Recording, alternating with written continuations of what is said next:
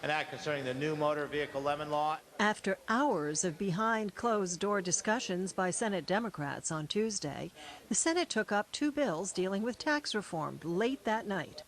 First, Senate Bill 1059 was used as the vehicle for a gas tax amendment. Mr. President, this is a strike-all amendment. Does two primary things. First, it would suspend collection of the motor vehicle's fuel tax from date of passage until September 3rd, 2007, which is Labor Day. And it would require gasoline distributors and retailers to reduce their prices by the same amount in approximately the same time. And importantly, the bill will also require a new system of reporting to be established in the Attorney General's office, a program entitled the Petroleum Transparency and Reporting Oversight Program. Mr. President, tonight we're also going to be dealing with a broader tax package as well. My question through you, Mr. President, is why aren't we putting this on the main tax package? Why are we putting this on a lemon law bill instead? Through you, Mr. President. Senator Franza. Mr. President, I think the element in this amendment which distinguishes it is the creation of the new reporting mechanism and the new program within the Attorney General's office, and I think that that is not so much a tax package component as the first part of the bill, which is the tax suspension. And so, in order to package this in an appropriate way, we've deemed it appropriate to go forward as we have this evening.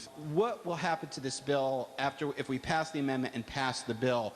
Will this have to go back to committee, or will it be transferred to the House? Through you, Mr. President. Senator Franza. Thank you, Mr. President. And through you, Mr. President, I believe due to the fiscal note, the bill would likely be, I don't want to step on the majority leader's toes here, but I believe the bill would have to be sent at least to the Appropriations Committee for additional consideration. The worst thing that could happen, Mr. President, is we all have a feel-good vote tonight and vote yes on this, and then send it to a committee where we all know that the bills languish in these last 6 or 7 days of session and die. So let's not do that tonight, Mr. President. Let's not make a feel-good vote and then send it off to be scuttled so we can have a nice headline. Let's make this happen. And let's do it in a bipartisan fashion. Let's join together, Republicans and Democrats, to do the right thing. I'm going to vote for it because I like the concept of the bill, everything about it. But we all know it's going nowhere. Let's do something that people really care about. I mean, why is it so tough to really give people a gas tax break? Why is that so hard to swallow in this building? I mean, that's what people care about right now. People need relief. They don't need for us to be playing games up here every single night, waste the entire day on nothing, do nothing all day long, and then to come in here late at night to debate these bills, and we know we're doing nothing for them. I walked in 3 parades, and everywhere I walked, I heard, what about the gas tax? What about the gas tax? What about the gas tax? I didn't mince words. I told them what I felt, told them I was in favor of it, told them you'll never see the light of day out of this building, but I'm in favor of it. It's just not going to happen. I can't tell you why, because I don't understand it, but nothing will come out of this building to help you out there. Motion is on adoption. Senate Amendment Schedule B. Total number voting 36. Those voting yea 35. Those voting nay 1. Those absent not voting 0. Senate Amendment B passes. And following further discussion, the Senate approved a motion to refer the amended bill to the Appropriations Committee for consideration. The item remaining to be considered this evening appears on Senate Agenda number 1 under Emergency Certified Bill, Senate Bill number 1483. Working into the wee hours of Wednesday morning, the Senate then considered an emergency certified bill aimed at broad-based tax reform. An unusual move since a budget hasn't yet been passed. The Finance Committee considered and passed out a tax reform bill earlier in this session. Due to the changes in revenue, we're able to present tonight a highly improved tax reform bill. The undeniable and prevalent feature of our new income tax package is that we provide income tax relief for the vast majority of Connecticut residents. Our bill restructures the income tax to go from a range of 3.00 to 595 in the first year and to 650 in the second year, with an effective tax rate of 6.2. Where to begin? Lewis Carroll wrote a wonderful book called Alice in Wonderland. And Alice looks out at the world and she sees night as day, up as down, black as white, and everything is the reverse of what it appears to be. I think Alice would be perhaps better qualified than I am to look at this bill, because truly, virtually everything that it appears to be, it is not. I would put it to you that this is a very odd bill. Odd bill. Odd because it asks new taxes of $411 million in the first year, $318 million in the second year, in a year when money is gushing into our vault under current law. It's an odd bill because it's detached from any spending plan and therefore is not a budget. And it asks, the Connecticut taxpayers are entitled to ask an unanswerable question. Why are you proposing to tax these enormous amounts without telling us why and linking them to a spending bill? Odd because it's said to be in the name of progressivity. Clearly there isn't the slightest shadow of a doubt we already have a steeply progressive tax. I don't think there's argument that we have a moderately progressive income tax system at this juncture. We don't have a steeply progressive one, and this certainly provides us with a very progressive tax structure. And there is not an increase until the $500,000 mark. And for those at $225,000 in salary, the current effective tax rate is 4.8. It goes to 5.3. So that certainly is a much more progressive tax than what we've seen in the past. And for those that might be adversely affected, the lower end of our scale, adversely affected by the elimination of the property tax, we do have in this bill an earned income tax credit. We're talking about this bill being a tax break for the poor, but we're giving them a tax break to the tune of about $55 million a year, when everyone knows that the sales tax on clothing, the exemption that we have right now, under $50, and the cigarette tax are really the greatest benefit to our poor in the state of Connecticut, and those taxes are going to go up by about $220 million. So those numbers don't seem to jive for me that the poor are going to get any help in this tax package. I don't understand how people who read the same English language could reach such different conclusions. This clearly, for the majority of our people, and I understand that it doesn't apply to people who are earning $300,000 and more, but for the majority of people, it's a clear tax break. It's a break that should be supported with enthusiasm by all of us in this chamber. The governor has said she would veto it.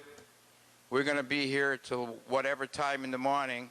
We spent 7 hours waiting to get to the point to even sit down to do any business, and now we're going to stay up all night to pass a bill that isn't going to go anywhere in the dark of night. And the people at home wonder what we're doing and why we're doing it, and I don't have the answer, and I don't believe anyone else does, to pass a bill that's going nowhere. Nowhere. The proposition that we have before us today is to move forward in a year where we can afford to do so and provide dramatic tax relief and tax cuts for the people of the state of Connecticut. What we'll be voting on in a minute provides income tax cuts for 95% of everyone who pays the income tax in the state of Connecticut. That is tremendous tax relief for the people and the families in this state. The amendment was approved by a vote of 19 to 17. And nearly 2 hours and 9 failed amendments later, just after 3 o'clock Wednesday morning, the amended bill passed by the same vote, 19 to 17, short of the 24 votes which would be needed to override a veto by Governor Rell. All right, clerk, here we go. Will the clerk please call calendar number 558? Hours later on Wednesday afternoon, the House took up a tax plan. Not the one that passed in the Senate hours earlier, but its own version. A strike-all amendment to House Bill 7400. The amendment before us makes several changes to our tax code to implement the tax portion of the budget being proposed and supported by the Democratic caucus as well as by the Appropriations and Finance committees. The central changes made in the amendment before us include adjustments to the income tax rates, a reduction in the rate for income between $20,000 and $100,000 and $100,000 to 4.75%, increases in rates above $250,000 to 5.875 and over $500,000 to 6.5. In addition, the amendment changes the property tax credit in two significant ways by doubling the amount of the credit from $500 to $1,000 and increasing those who qualify from joint filers presently earning $150,000 up to $240,000. In addition, it includes a 20% earned income tax credit. It fixes the cliff on the estate tax. It postpones the increase in the petroleum gross earnings tax that would normally have gone into effect this July 1st, makes increases in the cigarette tax, implements the provisions of the sales tax required for joining a multi-state compact on a streamlined sales tax, and last but not least, Mr. Speaker, it implements a reduction in the gas tax for the months of June, July, and August of this year by 25 cents for the period of this summer. At a time when the state appears to have a surplus in excess of $800 million this year, plenty of money in the rainy day fund, if the gentleman could tell me what the driver is behind raising income taxes, sales taxes, estate taxes to the tune of something in excess of $1.2 billion. And one of the main reasons that this bill is before us today is to provide property tax relief to individuals across the state. And to accomplish that, there had to be an increase at the state level in revenues to finance the reduction or the increase of the credit, which will apply to the property tax bills due at the local level. And secondly, there are some substantial important issues that are present in the Appropriations Committee budget relating to health care, relating to education, which are covered which have to be covered on the revenue side by the bill before us.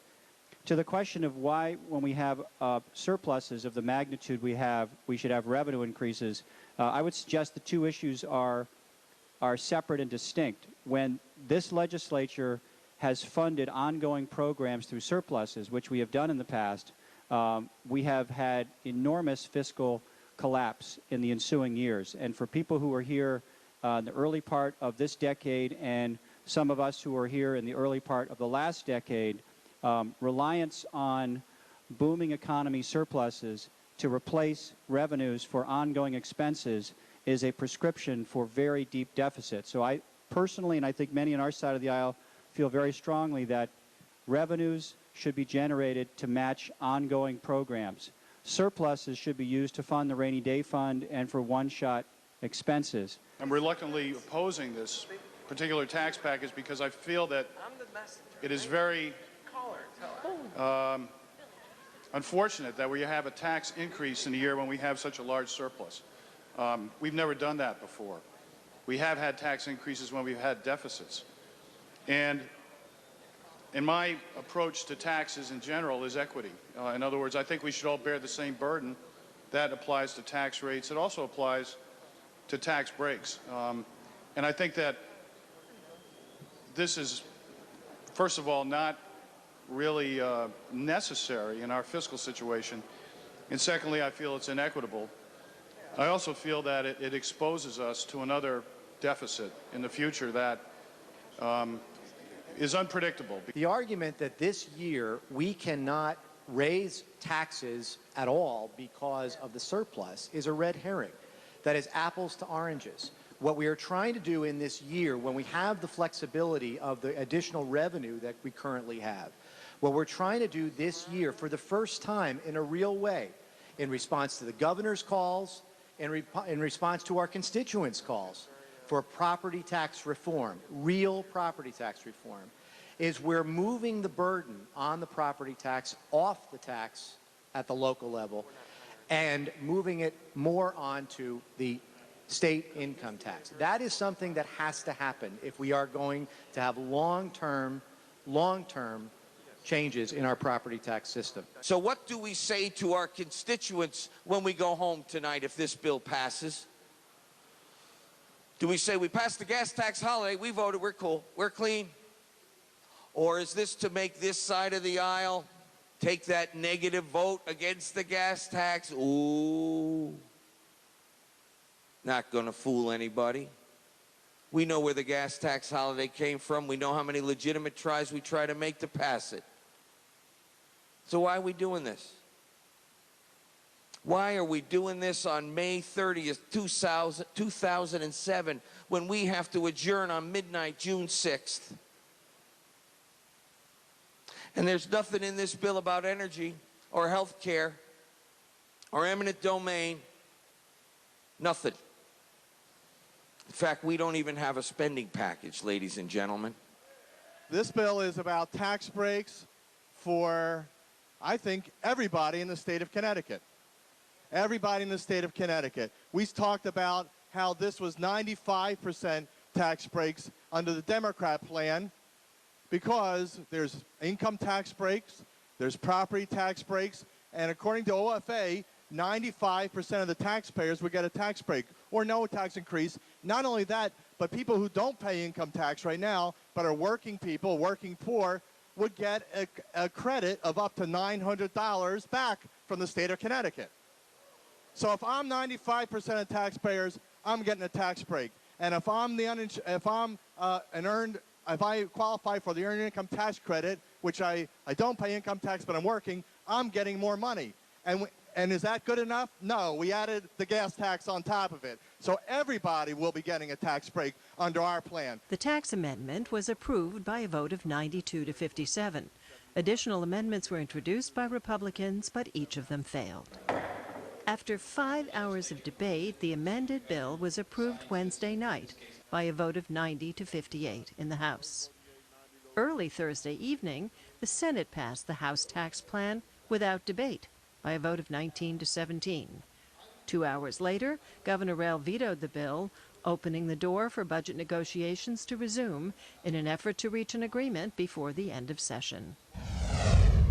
Files number 328 and 661, substitute for House Bill 6980. A bill banning zone pricing that died in the committee process earlier this session reappeared in the Senate on Thursday as an amendment to House Bill 6980, an act concerning heating oil and propane charges. This amendment is simply a watered-down bill of what we already passed unanimously last year. And that just simply says, and it was written with the governor's approval and the Office of Policy and Management, to try to be fair with this and try to be fair with what's going on at the gas pump today. If you look at the gas pump, the only thing we can guarantee you is that the price is going to go up. It hasn't come down. I don't believe it's going to go down. I don't know if this will work, but we've got to try something other than let somebody else control what you do and what you pay. What it does is it simply says that you cannot discriminate against anyone purchasing gas. For the last probably 2 years or so, our consumers in this state have been beaten down by high gas prices.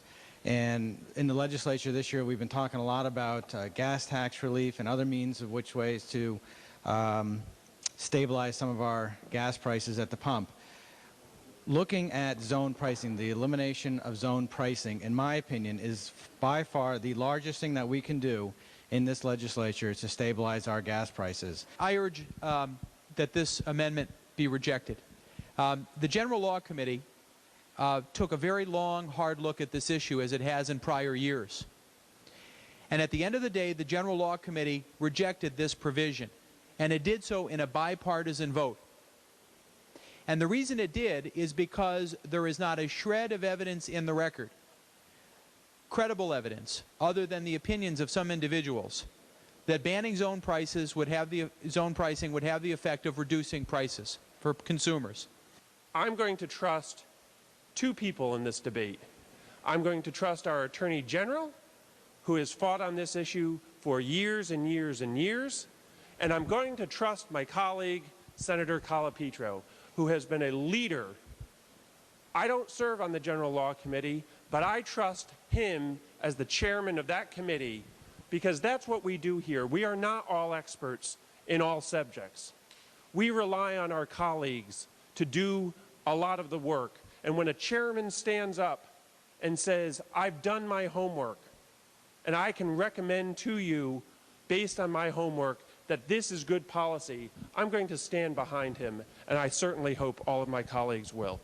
My concern is, by getting rid of this, being the first state in the nation to eliminate zone pricing and these various zones throughout Connecticut, if there's a 30 or 40 cents differential from one part of the state to another part of the state, I don't think that the big oil companies are altruistic. I think they're going to make as much money as they can on us, the consumers. So if you have a 40-cent price, a price for $3.50 in Town A and $3.10 in Town B today, and we got rid of the zone pricing, I don't think Town A is going to be lowered to $3.10. I think the best case scenario would be Town A goes down 20 cents, Town B goes up 20 cents. But I don't think that's going to happen either. I think everything will go up to where Town A is. Motion is on adoption of Senate Amendment Schedule A. Total number voting 36. Those voting yea, 18. Those voting nay, 18. Those absent not voting, 0.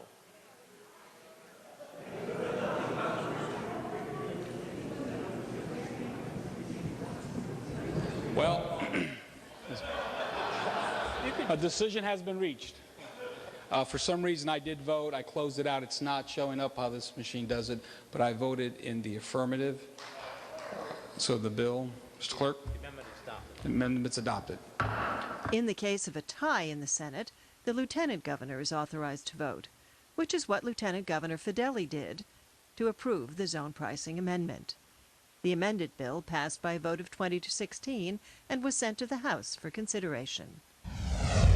Calendar number 252, files 220 and 806, substitute for Senate Bill 601. Also this week, the Senate considered and voted on a bill mandating employers to provide paid sick leave to employees. Employees who work 40 hours a week will earn 1 hour of paid sick time.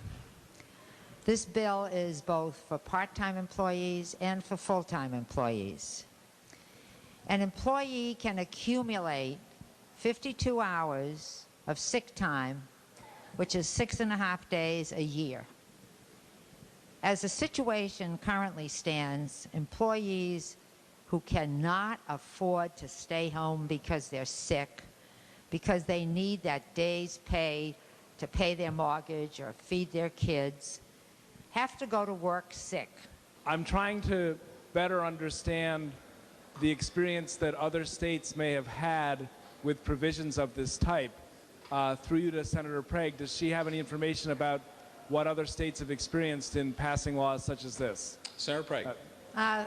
Thank you, Mr. President, and through you to Senator Rohrabaugh. Senator Rohrabaugh, the city of San Francisco just passed a piece of legislation very similar to this to offer paid sick days to part-time and full-time employees. However, as far as a state goes, we would be the leader in this country. We would be the leader to set forth a policy that 145 other countries in the world have. Sadly, people without jobs don't have to worry much about sick days. And my fear is that we're going to be signaling the business community, businesses now in Connecticut, and businesses thinking of coming to Connecticut, that we're going to be leaders in the nation in prescribing what businesses have to do if they want to establish themselves here. Mr. President, the risk in doing that is that there will be jobs which might otherwise come here, which will never be created. I ultimately believe that this bill will not be the straw that breaks the camel's back or sends employers running from our state. I believe that it is a bill that reinforces what good businesses know. If you have good policies for your good employees, you will keep them, and ultimately you will have a thriving business full of happy employees. I urge your support. Employees from people who are making minimum wage to people who are making $1 million a year miss days of work because they're hungover. Take days off that they're allowed to because they want to take a 3-day weekend. The question we should have is, should we be forcing employers, all of them, to pay for it or not? And I'm not sure I come down on the side of saying we should. First of all, those employees that take off Fridays and Mondays do not have to be hungover. This is just something that bad employees do, and they just take advantage of a situation. Number two, if an employee calls up and he's hungover, he will never tell you, I'm hungover. He will tell you, I'm sick. Therefore, legitimately, he takes a day under the program. The Senate approved the amended paid sick leave bill by a vote of 23 to 13. Bill passes. It was then sent to the House for consideration.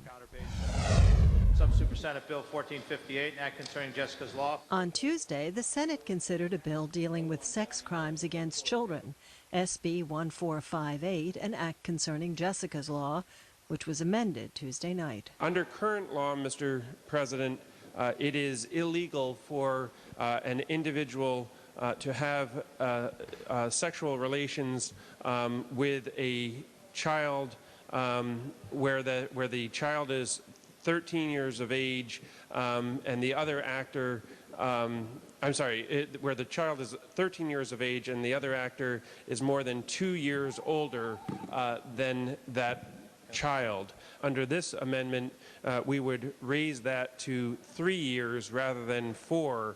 And again, it would just be for the purpose of determining whether or not somebody could be charged with sexual assault in the second degree. I'm also very happy that a new crime is in this language, which would establish a crime for people who use the internet to entice minors into sexual activity.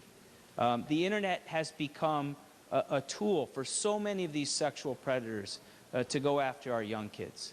My hope is that perhaps next year we'll also come back with further protections and even an education program to tell teachers and parents and young people how to properly use the internet and how to avoid to being lured into this type of activity. While I completely agree with Senator McDonald that I believe this particular piece of legislation is extraordinarily important, I also would like to say that I hope we never have to use this new law.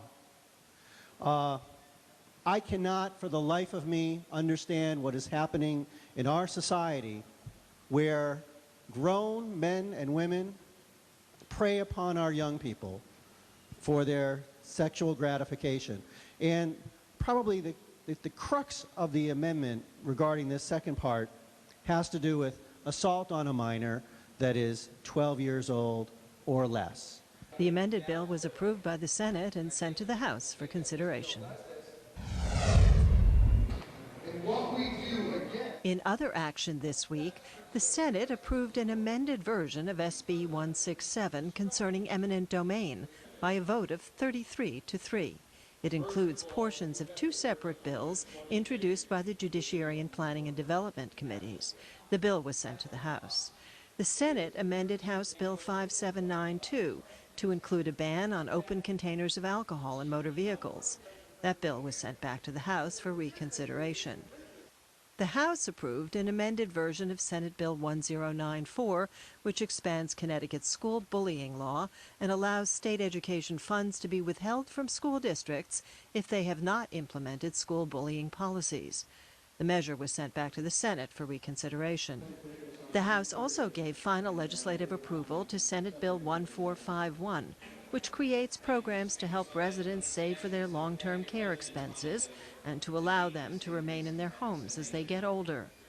Also approved, HB 7313, concerning changes to the state's domestic violence statutes, and SB 398, which establishes a Trafficking in Persons Council. These bills now go to the governor. The 2007 legislative session ends at midnight on Wednesday, June 6th. Next week on the Capitol Report, a complete wrap-up of all the action in the final days of the session.